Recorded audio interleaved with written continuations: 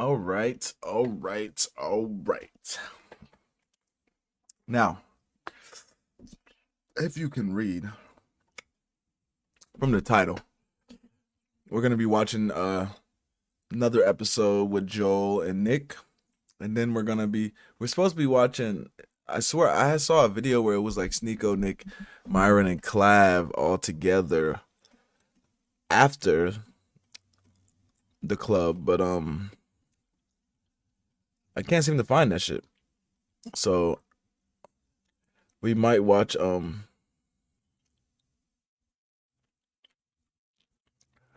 we might watch what's it called? Andrew Tate talk about the club with PBD, and then watch Sneako respond. Da da da da. Club. We'll watch the aftermath of them niggas playing Heil Hitler at the club. So we'll see how that goes, and yeah, let's get right into this motherfucker.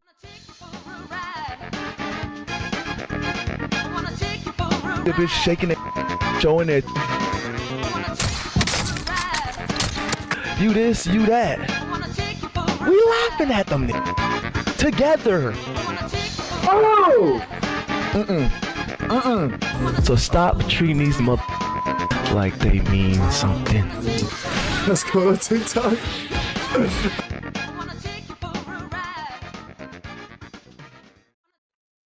Okay. Today, I've been.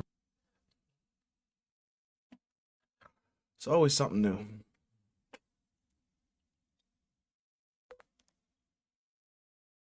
Always something new.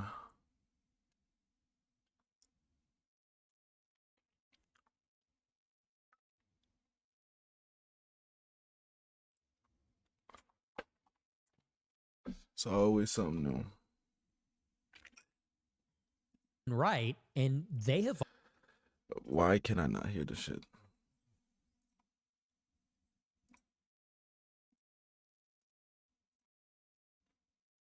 all been wrong.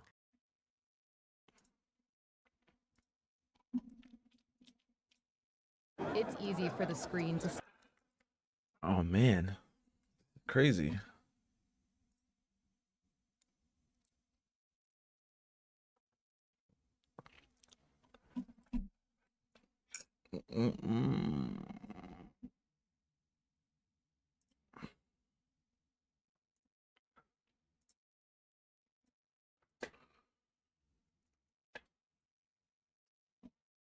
That was pretty fucking weak, bro.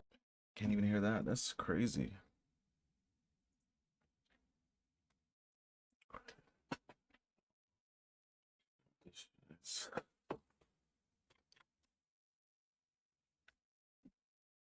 Yeah, I it's agree. fucking weird. Especially blaming me for that. But dude, it's like I had enough, man. You know, I'm tired of being the bigger person. I feel like Oh, that's weird. Oh my god. I honestly don't understand what the fuck is going on.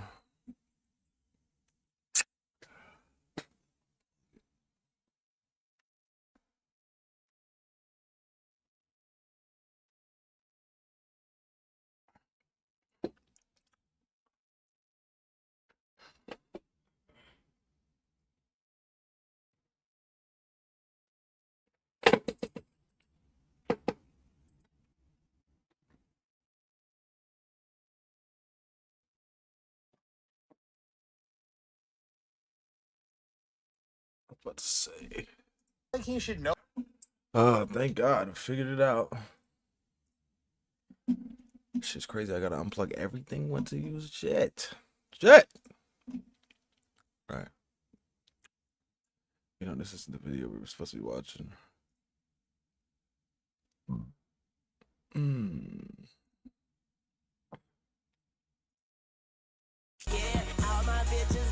See, it was supposed to be something like this, but it was supposed to be like different. But I digress. all been wrong. But yeah, we're gonna get into this, and then we'll see if we can find the video of them. But yeah, let's see what's going on. I've been beating the drum on Israel for 10 years. and getting no help from anybody. There's times that you're right and they're wrong, but at minimum, you could definitely say that you were at least, even if you're both right, you were right first. Yes, and all I would like is little recognition of, not even like, oh, a pat on the back, but some recognition when they say they disagree with my tactics or my strategy. It's like, okay, but in many ways, I changed the conversation. And I don't know if it would have changed in the same way without, many of the things that I've said and done have been proven right over the years, whether it was with Ye or whatever. It's like we've been at the tip of the spear and you've been trailing behind. So that would be I would just ask for a little humility on that. Up to date in I don't know, every 5 seconds, like pretty often.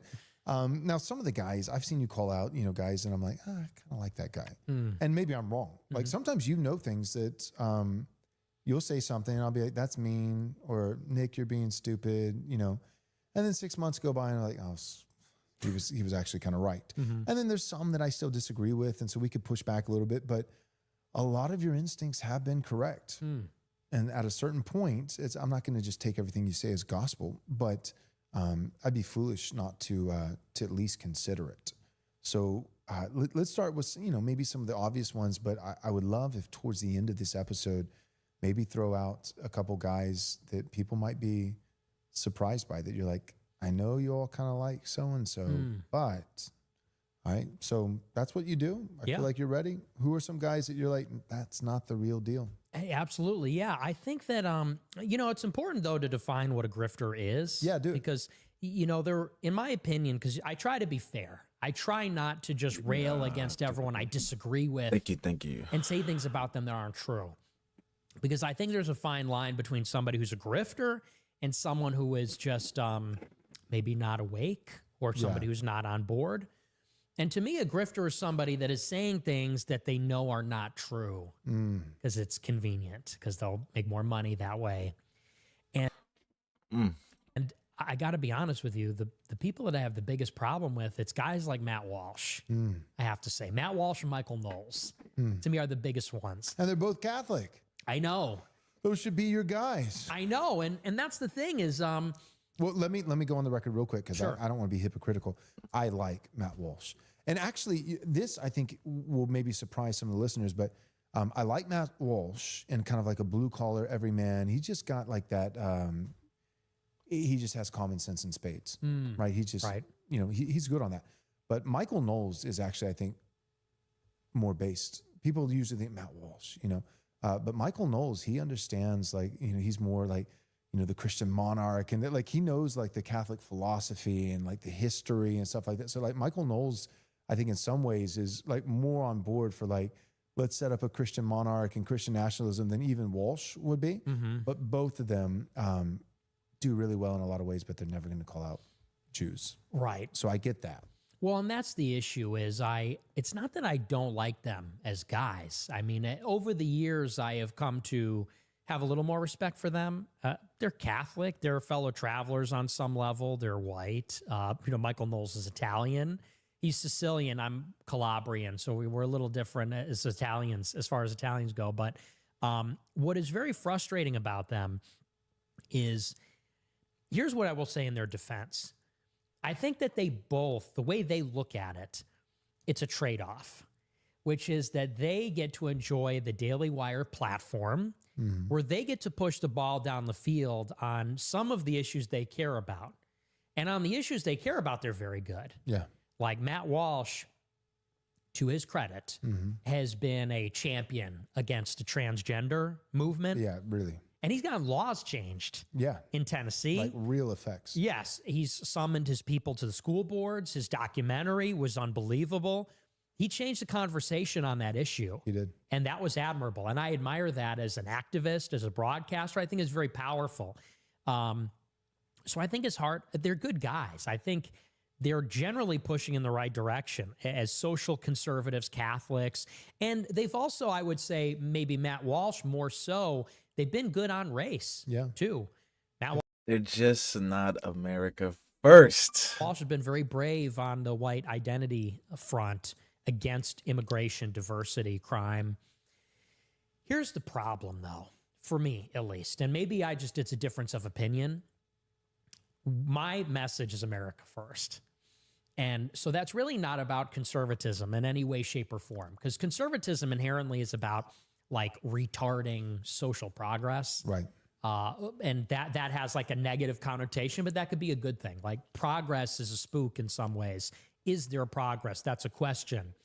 America first is not about that. It's about whether we have sovereignty, which is extremely specific. It's whether the American people actually have a say over the big decisions that happen in our country, whether they're made by the public or private sector. And that has to do with whether we're independent, whether we're free, whether as citizens, we really still have a government of, by, and for the people. And so I came up during the Trump generation, and his message was basically about that. On some levels, an anti-corruption message. And so to me, it's like, if you are not America first, and the biggest obstacle to that, of course, is the Israel lobby, at least on the right wing, then you're kind of a traitor. And I identify Ben Shapiro, like some would call him a grifter. I would say he's just a foreign operative because he believes in what he says, but he's just agitating for a foreign government. He's on Israel's side, not America's. And so to see Matt Walsh and Michael Knowles, they're two Catholic guys. They're good guys. They're pro-white. They're patriotic. For them to be in the camp with Shapiro, working for him, and in a way, buttressing what his message is, almost like inoculating him from criticism. Right. Because anybody who doesn't like Ben Shapiro, the immediate retort is, but Matt Walsh, how bad could he be? You know, because Matt Walsh, you know. Exactly. And they'll say, it's keeping Daily Wire afloat. If Daily Wire was just Andrew Klavan and Ben Shapiro, would it have any cachet? Right. Absolutely not. It's Knowles and Walsh holding it up. And I just look at a guy like that and say, he's doing a lot of good. He is clearly very popular, but does he want his legacy to be standing next to Ben Shapiro and giving him plausible deniability, giving him cover with the white people, with the Christians? And that's where, you know, it's kind of funny. Like, people have defamed my friends with the guilt by association for years. People say, I don't agree with everything he says, but it's like, do you really want to do that for Shapiro, which is kind of platform him and give him a seat at the table? I think that's problematic. And so I would call them out and say, I think they could survive on their own. Candace Owens and I, we have our differences, but she did something very courageous when she went against Shapiro.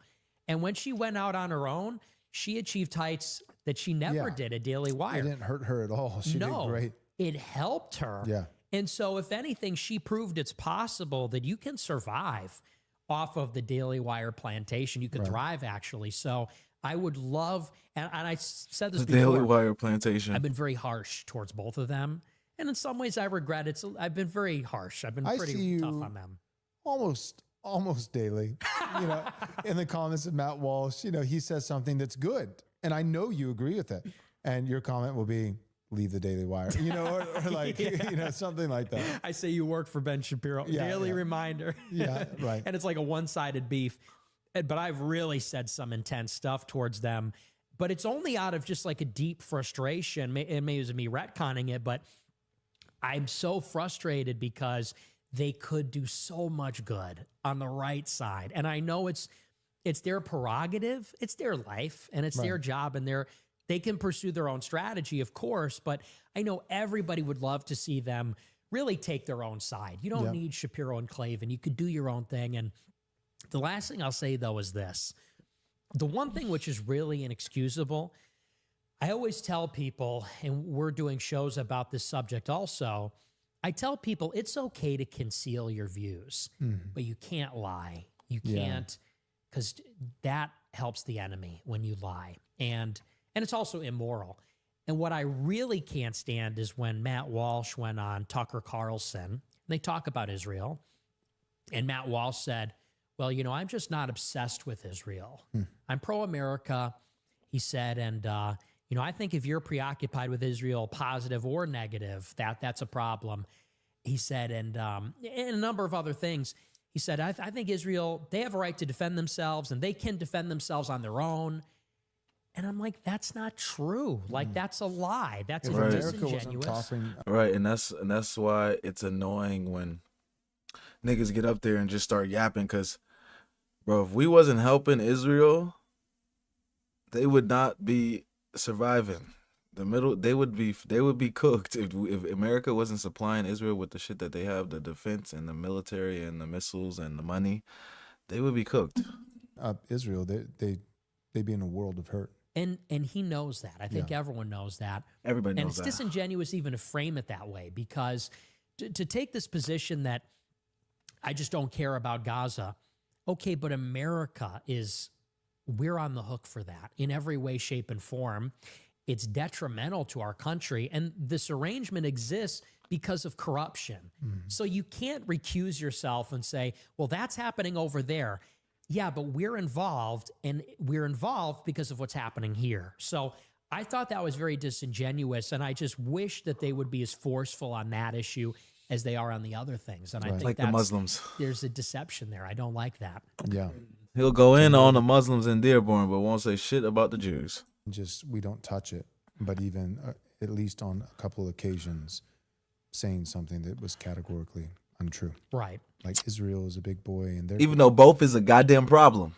Don't get me wrong. I don't want them sand demon worshiping motherfuckers being able to do that shit over there either. But look, there are slightly bigger problems. great in their own right, and they can do their own thing.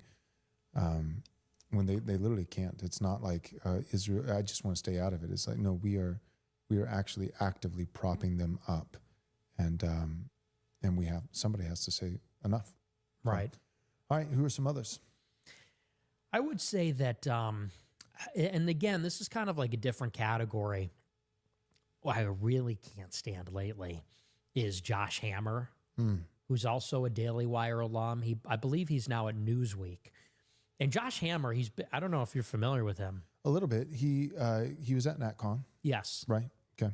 He was on a panel at NatCon, and I had a friend on that panel who's still a friend, but I wasn't stoked. Yeah, I did love that. Yeah. Yeah. Well, he's been around forever, and he was at Daily Wire for a long time, and I think he went away, and I think he has some role there now, although I'm not sure. And what I knew this guy for many years is that he would frequently tweet that white people are inherently anti-Semitic. He's tweeted it on at least 2 or 3 occasions. He says that, Well, white people are historically Christian, right, yeah, historically. So, and the New Testament, like, I got in big trouble because I said the Bible is anti-Semitic. mhm. Now, I don't think in an objective sense, but what I was trying to say is that not just the ADL, right? It's easy to like, oh, the ADL. It's not just the ADL.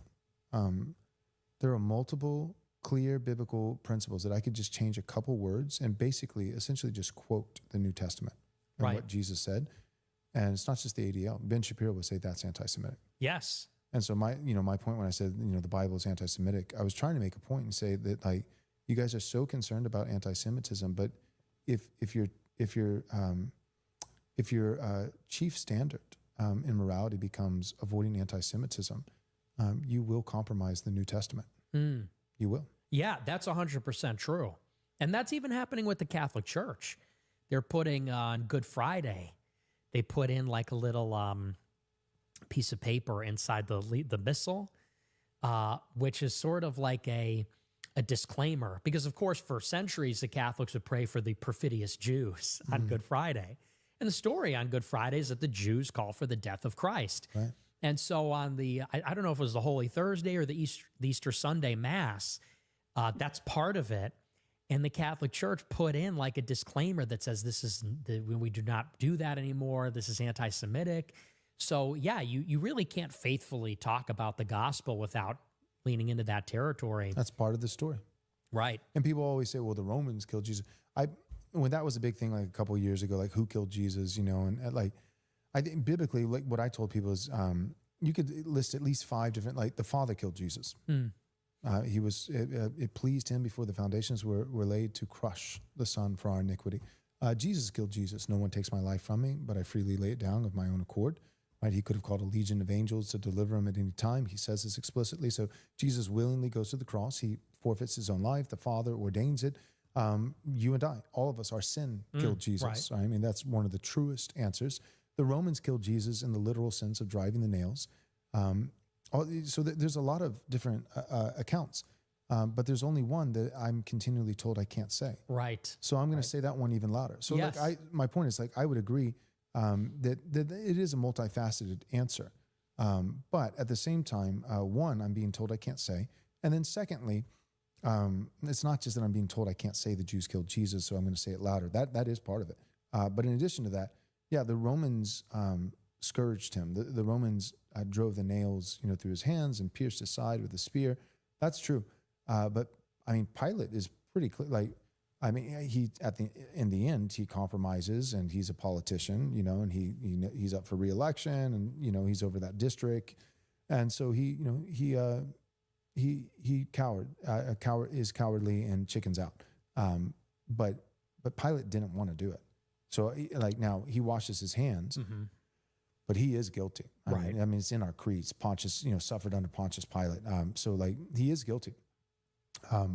But there is a difference between I ultimately made the decision, and so therefore I bear guilt, versus we conspired in the middle of the night to hold a kangaroo court, a mock trial, where we produced false witnesses, and then we went and bribed and stirred up the crowds to say, give us, this thief Barabbas instead of, Right. I mean, it's not the same. So yes, the Romans killed Jesus, but the Jews really killed Jesus. You know what I mean? Yes. And then also everything I already said, my sin really killed Jesus, and the Father ordained it, and the Son gave up his life free. All are true. It's just that the fact that you can't say the Jews killed Jesus. That's literally it. It's like you can't say that, and that's why people are saying it louder. Is because in America, we have the First Amendment, so we should be allowed to say what we want to say, and we are, except for that. In the same way, and only one of them am I being told I can't say. Yes, I totally agree with all of that. So on some level, there's something true there. But this guy, Josh Hammer, he says, for years, Europeans, it's in their DNA. He says, literally, it's genetic that they're anti-Semitic. That's how I knew him. And he's married to an Israeli. His kids are Israeli. He's been to Israel. Like, he's in the pocket of Israel. And I see him making the rounds now, doing all the shows with Mark Levin and everybody else. And they're all pushing this line. First of all, so hateful. Anyone that criticizes Israel to them is filth, garbage. Like, Goyim. you really need to listen to a Shapiro or a Mark Levin or a Josh Hammer. The way they talk about anybody that criticizes Israel. Yeah, not just you. The way they would talk about Tucker Carlson. Yes. Anybody. And there's no charity. Yeah. It's never like they're misguided, they're radical. It's their filth, they're garbage, they're nothing. And that's something that always weighed on me. Like, these are not nice people. Like, they're bad people. And Josh Hammer has been pushing this line, they all have lately, about this like woke right. Yeah. They identify with the woke left. Lindsay coined it, I think. Yes. The woke right. Yes. But it's really fascinating, because if you pay very close attention to the pro-Israel types, even like a Joe Lonsdale, we talked about in another show, he runs the Founders Fund with Peter Thiel. He was a Peter Thiel acolyte. He was at Stanford Review, which Thiel founded. And he invests in a lot of these tech companies. He's Jewish. And he did a recent interview with somebody, and he says his hero that he thinks everyone should emulate is Cyrus the Great from Xenophon. I wonder why. Because he helped the Jews. Because Cyrus is considered a messiah, the messiah-like figure for delivering the Jews and building the Second Temple.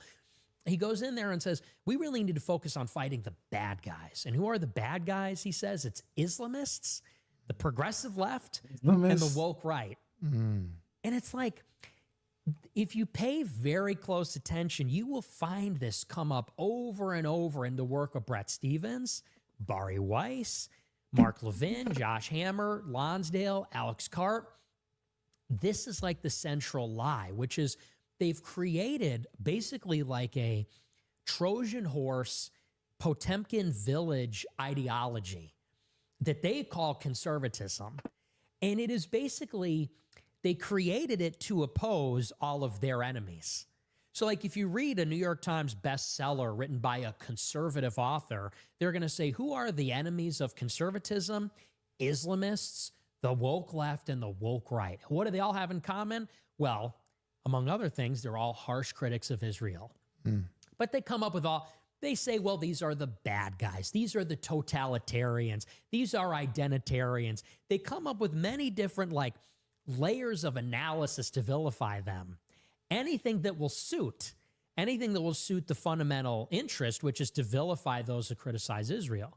You know, for example, they came up with this term woke right, and I believe you're right, it's James Lindsay, which is funny because James Lindsay is a new atheist. Right. He comes from the new atheist movement. Yeah, I mean, his early adulthood, his chief goal was to tear down Christianity. Yes, in the same vein as Christopher Hitchens, Right. and all the famous atheists from that generation. He's Who pro-gay. utterly lost, by the way. Yes. Like, praise God, in 2025, it's actually the hardest thing about telling your dad you're an atheist is telling him that you're gay. Seriously, we, like, by the grace of God, Christians actually, I think, really won that battle decisively. Absolutely. Yeah. That's a whole other subject, but I totally agree with you. But so he comes from, it's just the irony. He's a new atheist.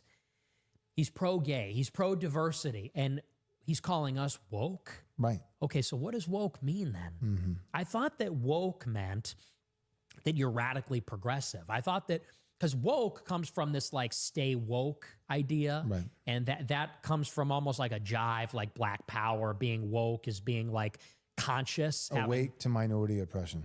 Having, like, There a we class go. consciousness, a Black I was consciousness, saying, being woke cultural was marks. coming from when the BLM riots was happening and all that extra, the George Floyd shit and all that shit. That's when woke was running around. And so stay woke meant, like, being the tip of the spear of the radical left. And now there's taking that and applying it to the right and saying, well, that's because the right talks about race too. But we're ideologically far right. We're ideologically completely different than the far left. And what you realize that they have in common, what woke is, it's a completely made up term without any content. Like, what actually does woke mean? It doesn't mean anything in itself. Like, if you say conservative, that actually has a denotative meaning. Right. To conserve, to hold back, to be restrained. But woke does not actually have a denotative meaning, only a connotative meaning, only a contextual meaning. So it's a word with really no content that they're just applying to anybody that they consider outside of the consensus. And to them, that is literally anybody that isn't pro-Israel. Yeah. Because they wouldn't call, for example, Steve Saylor woke right. They wouldn't call, I can't think of another example, Alex Karp. Yeah. Alex Karp is a pretty far right guy. Yep. He's in favor of ethnically cleansing Gaza. He's far right, just not on Israel. Right. He's a Jewish you're right. nationalist. And that's why I think it's helpful. I've just started saying there's the left, and then there's the kosher right, because that's really the dividing line. Is not wokeness. The dividing line is your position on Israel. And so there's the left, there's the right, and then there's the kosher right. Yes. And that would not be us. That's them. Well, and then you have to take a step back and say, okay, so if the woke said the left kosher and woke right. right are the problem, and what makes them the problem is they're not kosher, they're not pro-Israel, who's always the third camp? It's always the Islamists. Let's think about it in the context of the current conflict. Israel is fighting Hamas and Iran. And what Iran and Hamas have in common, yes, they're Muslim and they're anti-Israel, but unlike Egypt and Jordan, they're Islamist. And Islamism is when you believe that Islam should be the governing religion or ideology of the country. Iran has a theocracy led by clerics. Hamas is part of the Muslim Brotherhood. They believe Islam should be the doctrine of the state. When you zoom out, you realize that the Islamists are fighting Israel in the Middle East. It's Iran backing Hezbollah, Hamas, the Houthis. But it is the progressive left and the far right in America that are undermining America's support for Israel, which pays for Israel to fight the Islamists. So when you see a guy like Josh Hammer, Mark Levin, all these guys, and they're doing interviews and books, and they're trying to, like, frame the conversation. They're setting the table in such a way that says it's woke left, woke right, and Islamists as the enemy. They're the bad guys. And it's us Judeo-Christian conservatives on the other. You realize very clearly what they're doing here, which is to set the table in such a way that, because your ordinary American would say, I'm not woke, and I'm xenophobic towards Islam, or I don't like Islam for valid reasons. I don't like Muslim immigration. You realize they're painting conservatives into a corner where the only way to be a true conservative is to never oppose Israel. And it's like, this is a huge slice of the institutional right wing. This is Fox News. This is Blaze TV, run by Glenn Beck. That's PragerU, Daily Wire. That's Breitbart. They're all under that umbrella. And I would say, so, I don't call those people grifters. And all the boomers because watch Fox clearly TV. Believe what they're saying, but they are doing something which is basically like a very contrived and sophisticated lie. And when I hear it, I just lose my mind, because it's like, you're lying. Like, everything that you're saying is in bad faith and a lie. That whole labeling system, that whole frame, it is completely convoluted. When I watched that thing with Joe Lonsdale and he says, we got to fight the bad guys. It's the woke left, the woke right, the Islamists. I like Cyrus the Great. It's like you're concealing what you're really about. And in that way, I guess there's something like being a shill about that. Yeah. So that would be like a whole category of people that I think are really the biggest problem right now. Yep. One of the things I've noticed with NatCon is, there's a lot of things coming out of NatCon that I'm like, yeah, I agree with that. That's really good. But one of the things that I've noticed that I think is subversive is it'll regularly be said, Christian nationalism is a good thing, and I'm a Christian. We're doing a lot of listening right now, guys, because he's literally talking about what what conservative grifters Nick would say is, what conservative Nick would say is grifting. So that's why we're doing a lot of listening right now. So because this is really off of his own opinion, not really like facts. But if anything, I would just say, if you can't criticize Israel, I can't trust anything you say, because you could just be telling me anything. Nationalists, I like it, but let's say, the three parties that are privy to this. You can't criticize everybody. How can I know when you criticize somebody if you're telling the truth? Christian Nationalist Project are, Protestants, Catholics. I'm like, huh? And Jews. I'm like, wait, what? Come again? It's like the three-headed dragon where one of them's like stupid and the other two are like looking at, I'm like, how did Jews make the team? And so that's just kind of like slipped in. And I think everybody kind of instinctively knows that, like, okay, Protestant Catholics, we have our divide, but certainly there's a lot more in common between two people that believe Christ is Lord and a third group of people that believe he's in hell. And so, so that third one is already so nonsensical that you kind of need to compare it and contrast it with something even further, or something that at least, by appearance seems further, so that you can say, oh, like almost like the thing of like the moderate centrist, and then the left, runs away, and then all of a sudden, like, they find themselves on the right, even though they didn't move, the left moved, that meme that was popular in 2020. And I feel like they're kind of doing that with Jews. They're like, we know that people aren't going to fall for it, that there's Protestants and Catholics, and Jews are right there next to them, because obviously they're not. But if we can pick a bad guy, a monster, that's so far over here past, Jews, then it can make it. And so I think, Muslims have kind of been the boogeyman, that they use. And I'll be completely honest. I hate Islam. I absolutely do. I think it's a demonic ideology, and I'm not a fan. I'm a Christian. Demons. But no, if you've actually studied Islam, and not even studied Islam, or if you've actually studied Islam and read the Quran, you would understand what he's talking about. And Islam reaffirms the gospel, so it kind of like defeats, like it kind of destroys itself.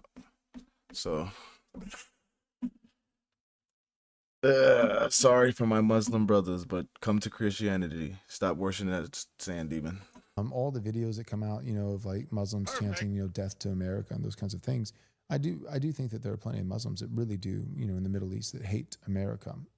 But I think it's worth asking why, and as I've delved into some of that, it's like, do they really hate America because of America in and of itself? Like, what are we doing, that's affecting them, that's hurting them?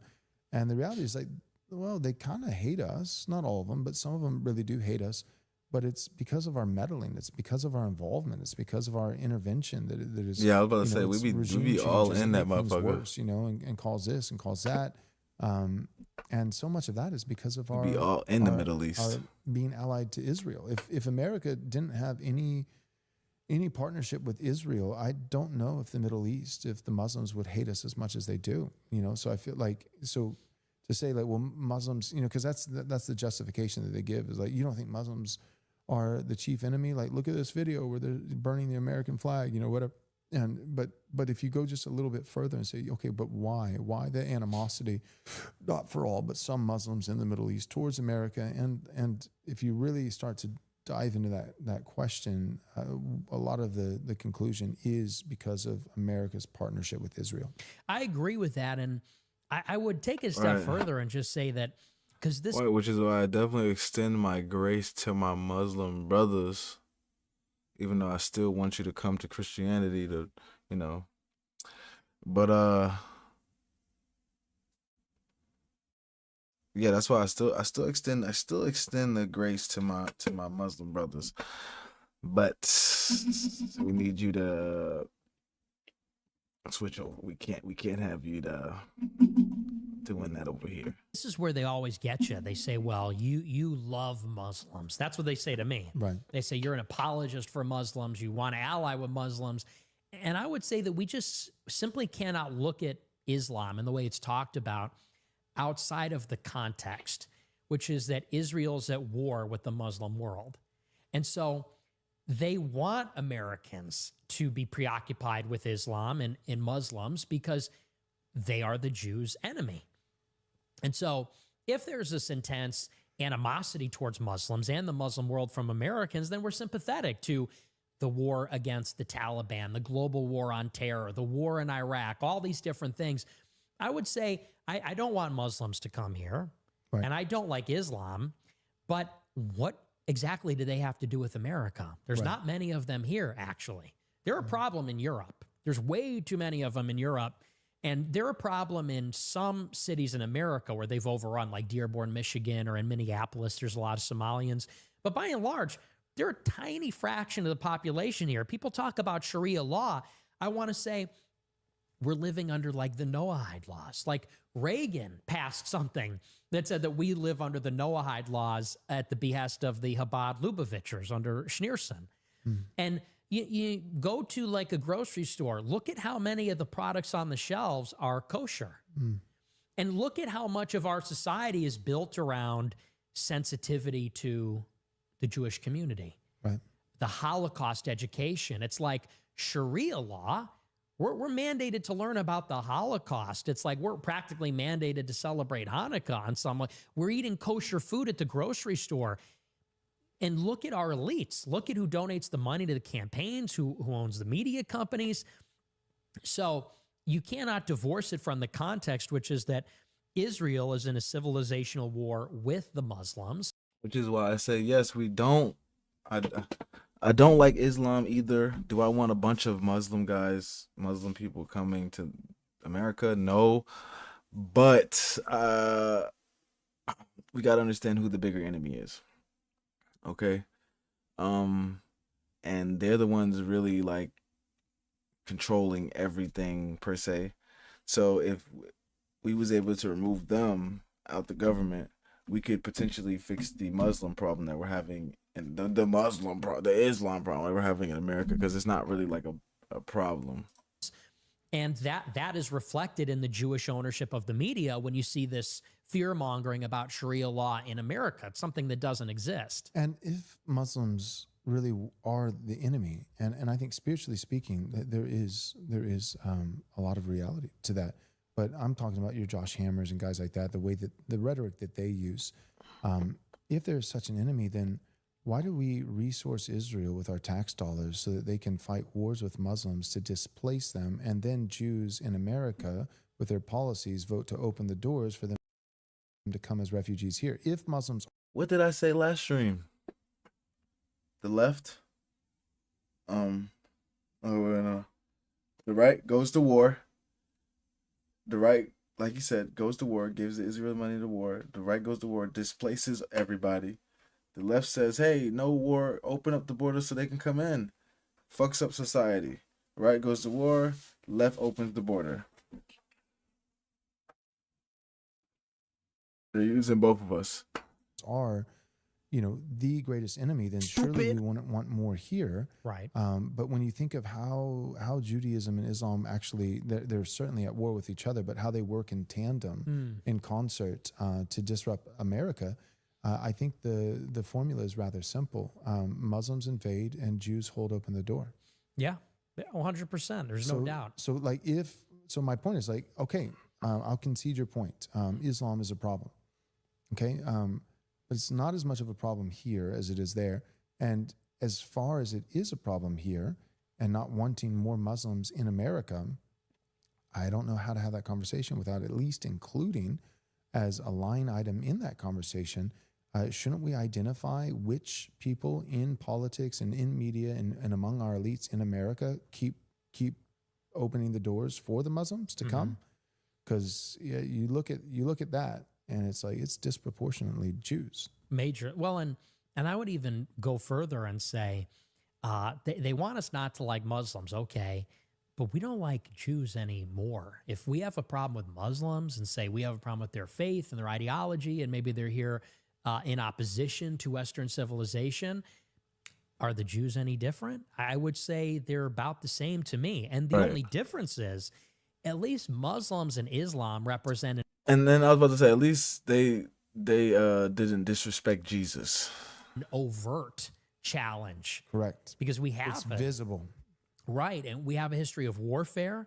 They're here to conquer. I don't think they even hide that in Europe. I mean, they're imperialists. The way they play their call to prayer, the way they gang up in these European countries. But the Jewish people put the hyphen in and say it's Judeo-Christian. We're your closest ally. We're your best friend.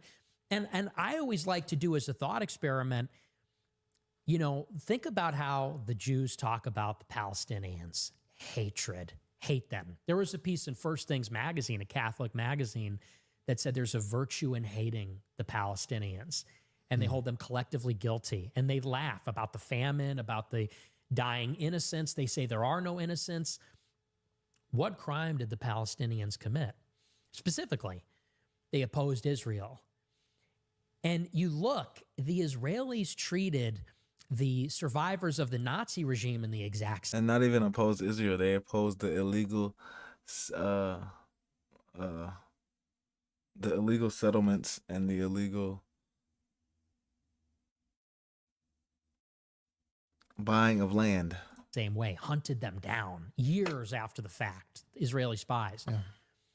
Do you think for 1 second that if America turned on Israel, that they would not have the same animosity for us, the way they do with Gaza, the way they do with the survivors of the Nazi regime, the way they do with whoever they consider to be their perceived adversaries, and the way that they talk about their history? They say there's something in the way and their manner of speaking where they say, everyone tried to stop us.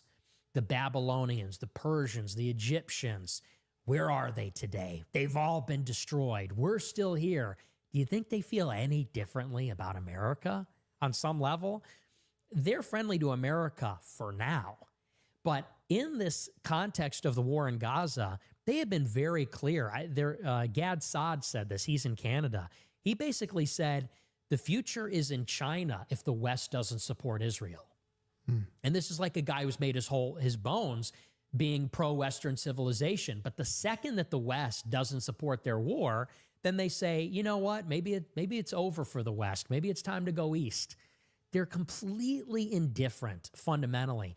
And that's where I heard they was going to go right to India. Back to these guys like a Josh Hammer, Mark Levin. They spin these tales. The way they frame the argument, it needs to get to a point where Christian, whites, Americans need to look at that and say, we're just not listening. You're not one of us. You clearly don't have our best interests in mind. You're pushing for something else. And, on some level, I don't hate them for that. It irritates me deeply. Like, I hate that they're doing it. But It's like the scorpion and the frog. I don't like that they're doing it and then calling it America first. You know why they're doing it. Because it is my nature. It's their nature, and they can't help it, but we just can't. And with that, it's self-preservation. Right. If I was a minority, and I mean, the leading cause of anti-Semitism, of course, is in large part Jewish behavior. But if I was a minority and I had a bunch of, and I was surrounded, with a bunch of people around me that hated me, like I would do whatever it takes to survive. So I don't even necessarily fault Israel for, some of the stances and even some of the tactics that they've taken. But I do sometimes get frustrated with my own people, with fellow Americans and heritage Americans to, they have an obligation to try to be self-preserving.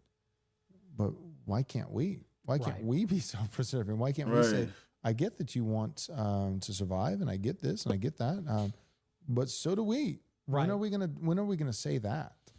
Yeah, and I would go further even and say, I had did a podcast with Dave Smith recently. Yeah. And I like Dave. And that's all anybody is saying is like, Israel literally says it all the time. We feel like we should be able to exist. We feel like we want to survive. We're doing everything to survive.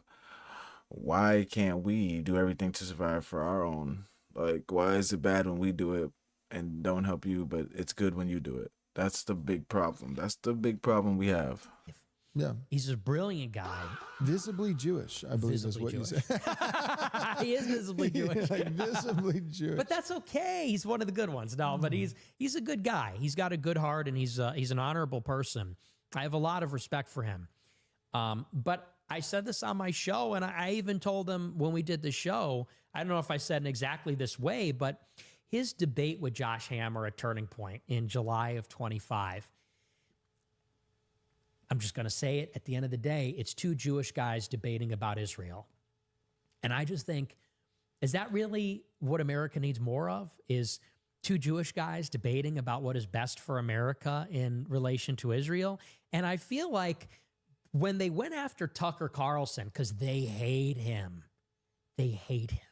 And that makes me like him more. Dave Smith doesn't like him? Oh, no, not Dave. I mean, the Israel lobby and many of the Jews in America, he's the number one op for them. Used to be number one now op. it's him by far, by a long shot. Tucker Carlson is an American. Yep. Whatever you want to say, and I have my criticisms, but he's a white American, blue-blooded, been here forever, who dared to try to enter this conversation about America and Israel. And it is for that reason they're punishing him. It's the Josh Hammers of the world saying, you dare, a white American, a Christian, to enter into this conversation. You have no place. This is a internal debate among the Jews about what will be done for America. And my message is, I love Dave, but the only thing that I came in, not even to criticize him, but the arrangement was to say, I think it's time for some white people to enter this conversation. Right. Yeah, instead of just two bookends selectively chosen, who are both ultimately beholden to. And I'm not saying that Dave Smith, sits on a Sanhedrin, in a formal, civil sense that he belongs to, but it's still his people. Natural affections run deep. That's the way God made the world. I have them, you have them, he has them. And to pretend that there's not any kind of bias there, is naive. Real quick, since you mentioned Tucker Carlson, you went uber viral, when you responded to him. I'm curious though, if he called you out, right? It's the first time he ever named you. He's kind of referenced you before, but without using your name and stuff like that, or at least it seems like he was talking about you. But I'll go on record and say, I have nothing to hide. I like Tucker. I like him. I've had a couple friends who have been on his show, and I think he's doing a lot of good, and I like him. And so, if he hadn't called you out, do you think, you responded, and you made a compelling case?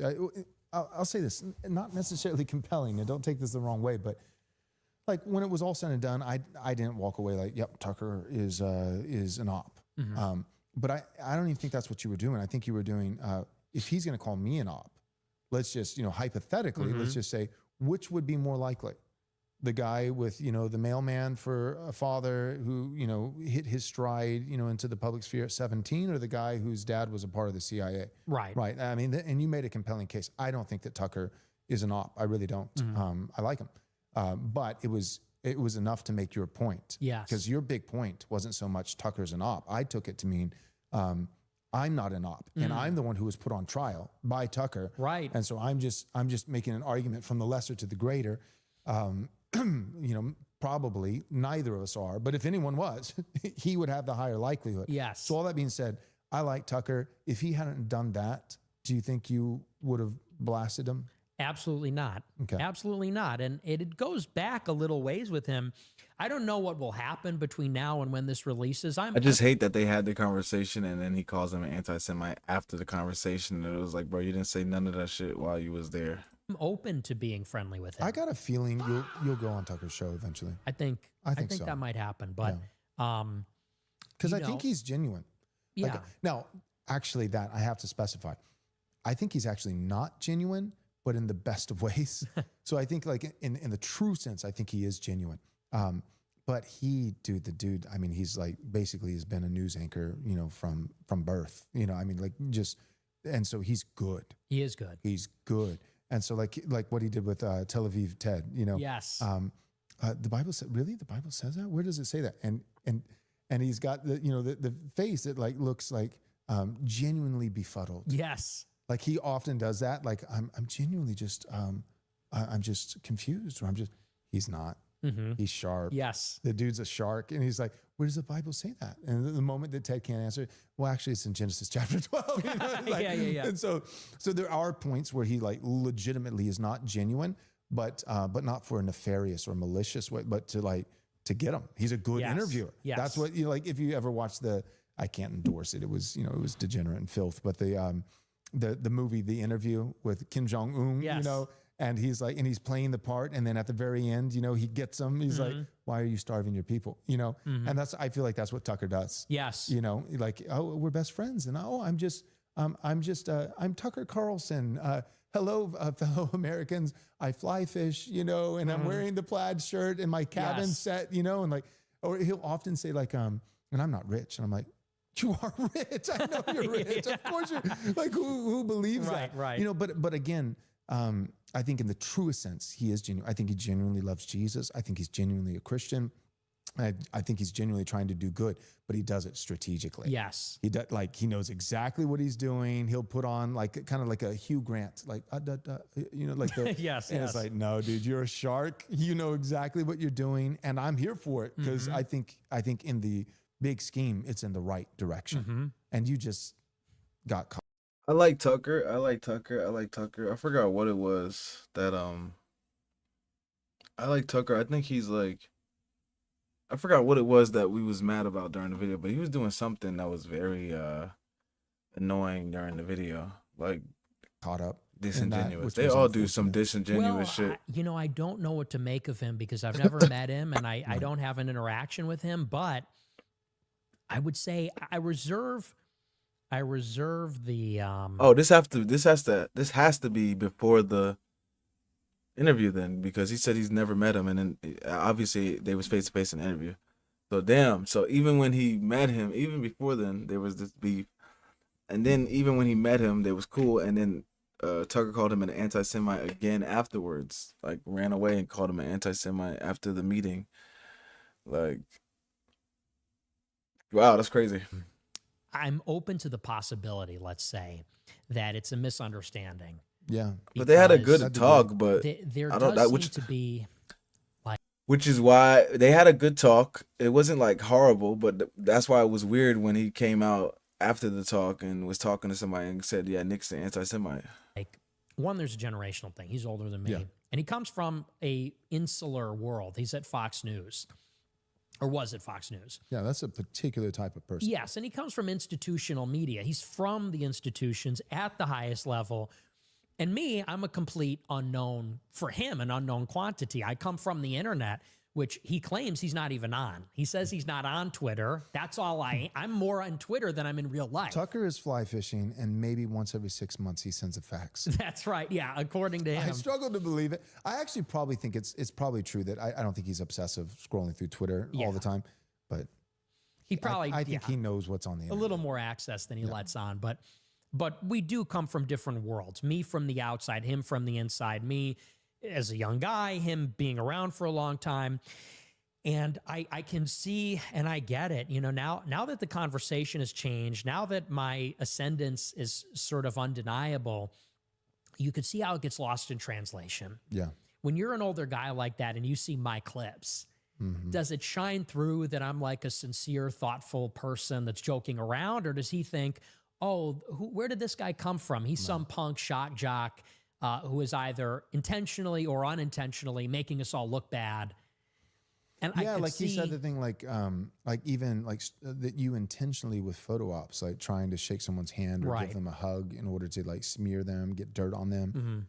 Which I just feel like, like even, you know, now granted, I'm not running for office or something like that, so you know there'd be less incentive. But still, like just with this trip and the time that we spent together, like I feel like it's the exact opposite. You're like, nah, actually, Joel, let's not do that because I don't want to get you into trouble. Like I feel like you've been, you know, like if anything, you're more covert. I used to do that to mess with people. Oh, so okay, so there was some truth in that. Well, here's what with Michael Knowles. Oh, so you actually did kind As of a troll. Yeah, because I went up to him at Politicon when I was canceled. Yeah. And I said, hey, Michael, I'm a big fan. Let's get a picture. And then I posted Did and he I said, did he "Dude, recognize you? no. Oh, Because that was before the Groyper War. Yeah, so I yeah. was unknown. And I posted it on Twitter and said, oh, man, dude, Michael is so based, but he just can't say anything. So, but I'm trolling. He says Nick is a liar. It's like it was a troll. It's a Right. joke, you know? But with people that I'm trying to help, it's discretion. And the reason that me and Tucker beefed is that I went against Joe Kent. right. But Well, and from my understanding, I we have some mutuals, you know, people that you've been friends with for a long time. So before I even, you know, talked to you in person, they told me, they're like, no, Nick like was content to be the fat girl, you know, Yes. dated privately, but that you'll never take in public, you know, because you're ashamed of, and so I heard some of the backstory on that you like had one phone call, you know, with him and really like utilize your following, the Groypers, to really do a lot of good and help him and did it all with the intent of, I'm not going to get any credit for this. I'm going to plausible deniability, like, you know, but the one condition was, you don't have to be seen with me. You don't have to say you're friends or anything like that. Just don't throw me under the bus. yes, And then he did. yes, that's exactly the story is we got linked up. We had a phone call and that was the understanding. I said, I'm willing to do anything I can to help you. And I do not expect ever to be associated with you. Yeah. Photograph. I don't want any of the credit. I said, but just don't disavow. And that's exactly what he did. Yeah. And it was unprompted. Like, you know, we were not connected in any way. And out of the blue, he goes, you know, I disavow Nick Fuentes. And I said, well, you betrayed me. Yeah, he was talking about this on Tucker, and Tucker was like, well, so what? Like, what, nigga? And for no reason, really, and for no benefit. Well, who And so cares? I probably made him lose his election. And it was that then Tucker retaliated against me. Because Tucker saw that as like, if Nick can't possibly be a good guy because he's hurting good guys. Right. And you're like, well, this good guy, Joe Kent, may be good overall, but he was nefarious to me. Yeah. And maybe Tucker didn't know that. I don't know. He I don't know probably what didn't. he knows. I think that's possible. It's totally possible. And if he didn't know that pertinent information, maybe that then does look like an operation. Yeah. But that is a critical detail because Kent, he not only disavowed me, he said, I disavow his views on Israel. And he talks about race and religion too much. We need inclusive populism. Okay? So it's like, I'm not being picky here. So then you it's know? not just a personal grievance, like he turned on me, so I'm going to sabotage a guy who could positionally be good. No, in your disavowing of me, you literally said, I am for this thing that makes you no different than the neocons. Exactly. So now it's not even just like, well, you personally offended me, so I'm going to blast you. Like, no, in your offense towards me, you just took away the one thing that makes you worth fighting for. Right. He basically said, I'm a pro-Israel, pro-diversity, non-Christian populist. Yeah, we got plenty of those. Exactly. And he was claiming to be America first. And that's why I had a problem with it. I said, because you're right. If he were pushing for the right things, maybe I would have recused myself. Maybe I would have taken the high road. But, people don't know that part of the story. And I remind people constantly, but nobody listens. I say that. And, maybe by the way, Joe Kent, I mean, look, he's a good looking guy. He is anti-neocon, like his wife died in Syria, so he's ideologically against what the CIA has been doing. So I could see how from the outside looking in, if you're Tucker and you like the guy, you might say, what the heck? This was supposed to be our champion. And by the way, also, Kent was going to be on the National Security Council in the closing days of Trump's first administration. So they really had plans for this guy, and he was also in the CIA. Even at the time, CIA agent.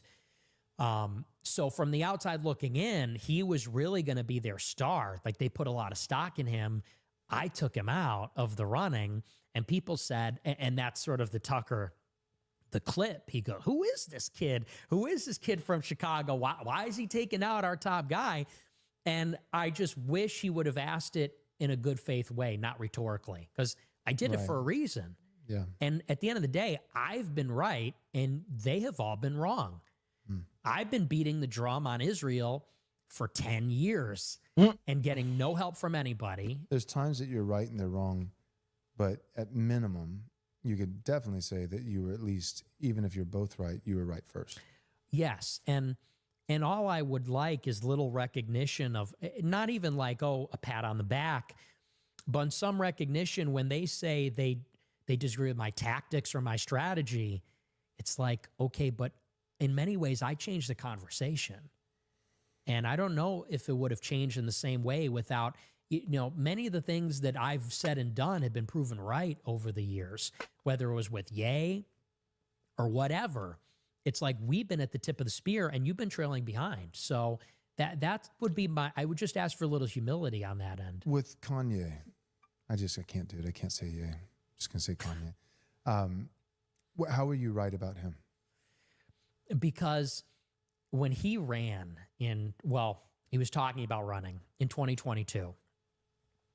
His whole concept, if you really followed it, I didn't. And I know I'm saying rhetorically speaking because people didn't, but he for the said 14 people that did though. for the fans of his music, fans of his politics, that Venn diagram of which is a there's sliver. like 10 people. Yeah. Right. He said, for me to become the president, we first have to confront Jewish media. And we have to kind of get over that hump. And like, in other words, get canceled to prepare ourselves to run. That was genius. That was correct. That was. And he said that, among other things, he said that Jared Kushner only cares about Israel. The peace deal was all fake. The Abraham Accords, he's right about that. He was right about Trump betraying his supporters. Like, and obviously, look, it didn't materialize into a campaign. Yeah. Lack of discipline, lack of seriousness, whatever you want to say. If it was ever serious. I mean, I think he wanted to run. I think he has some political ideas, but it wasn't there. Would you have voted for a black man? I would have. I know. For him, yeah. I know you would have. And he considers himself white. Does he? Yes. No, he doesn't. He tweeted really? that. He's like, I'm white. That's funny. Like as a joke though, because I never know. As a joke, yeah. Okay, But there's some truth in that. He never identified with the black people. He feels uncomfortable around them because he's not a gangster. Yeah. He feels he needs to put on a mask for that. But there's some crazy things, and I'm a normie, so I'm looking from the outside in. There might be rhyme and reason to some of the things that I'm just not privy to. But, I feel like there's, some, from my perspective, some crazy things. But I can excuse crazy.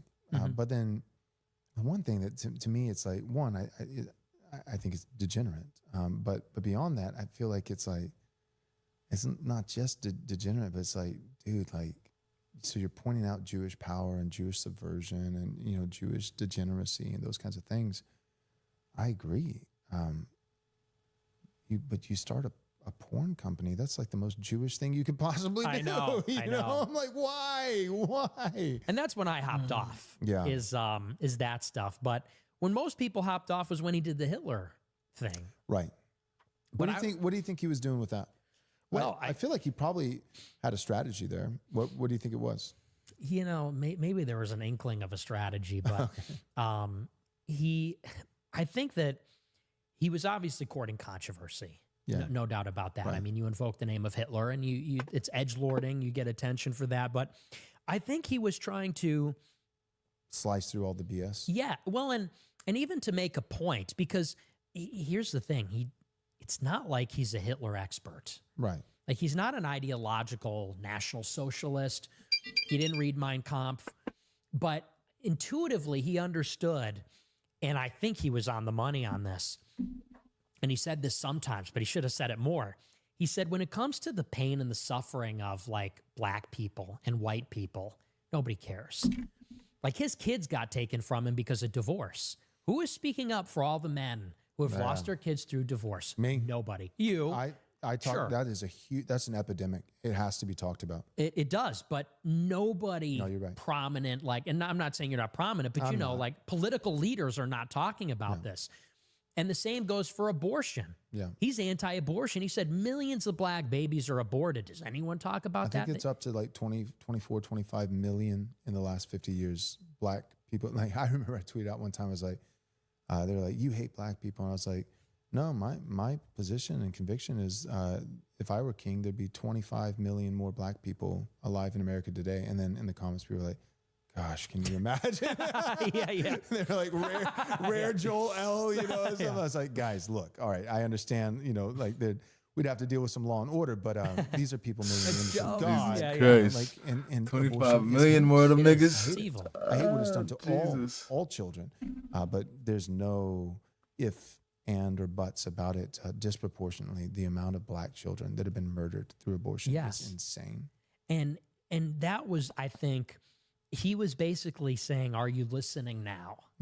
Because in his contracts, he couldn't say the name Jesus in his songs. And all the record producers are Jewish and they're arrogant. And the way they treat the celebrities, you should see it. I mean, they treat these people like animals, like they're hurting animals. And so I think Ye was looking to liberate himself by canceling himself, liberate himself from the pressures and free himself so he could say whatever he wants and like lose what is contingent on, you know, not saying those things. And it was also a call to say, like, now can we talk about other issues? Because the things he's really passionate about, it's his religion, it's engineering, believe it or not. He is obsessed with science and engineering. He doesn't really have a scientific aptitude, I think, but like his whole campaign was based on he wanted to re-engineer pharmaceuticals, agriculture, like looking at hydroponics, like all kinds of different things I thought were very interesting. And it was funny. Even he would say, "I don't want to talk about Hitler all the time." But I think that was kind of how he would describe it as like the boat from the Truman Show hitting the painting and getting out of the matrix. Like, okay, I said the thing. Now what? Right. Now what? Maybe now you, because now I'm a liability, so you'll let me go. Right. You'll never let me go if I'm making you money. You'll never let me go if I'm benefiting you. So I will make myself untouchable so that you'll leave me alone so that I can maybe set out and do my own thing. And it made him invincible. It's like, Yeah. okay, I said the thing you're not supposed to say. I lost it all. Now what can you do to me? I love that. And, you know, someone like a Tucker who, you know, and I'm not going to vilify him here, but I don't think he could understand that given his sensibility because he's a political animal. He wouldn't be able to personally associate with, like, he would have no, like, at what point in Tucker's personal story arc has he ever been, like, he's been hated, sure. But even that, a lot of that's pretty recent, you know. So to be able to identify with becoming the villain, you know, that was a powerful line from, you know, the NH squared, you know, song was, you know, so, you know, Yes. screw it, I'll become the villain. And I feel like, you know, even, you know, without, whether you agree or disagree, you can sympathize.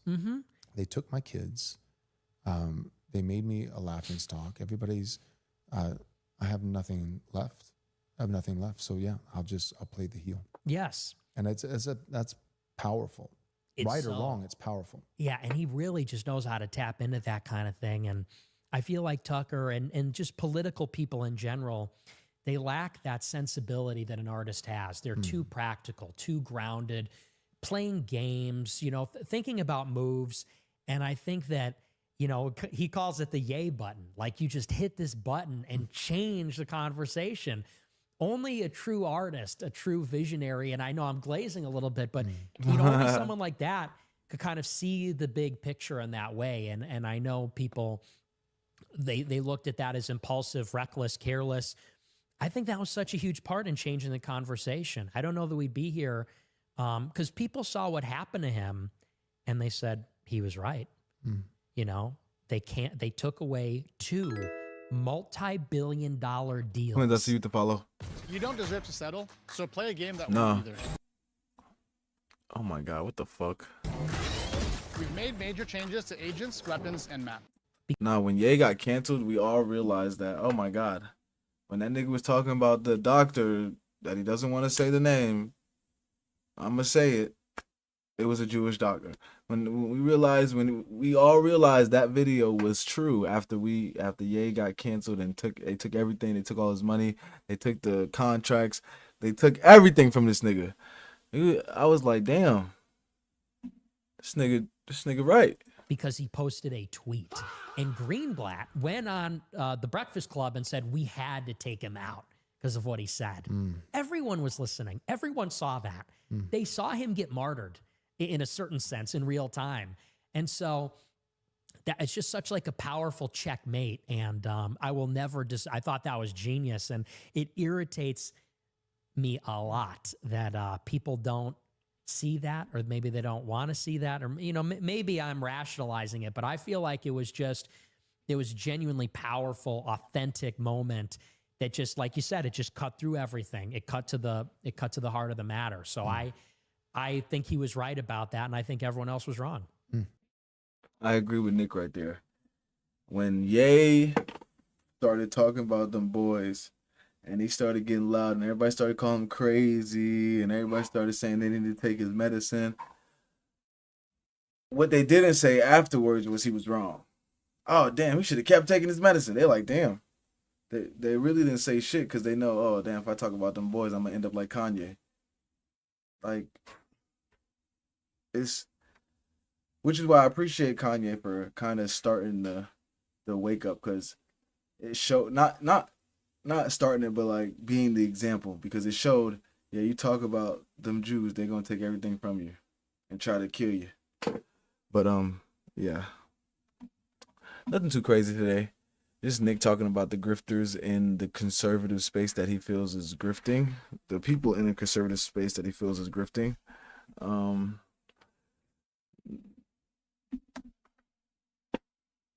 So really like a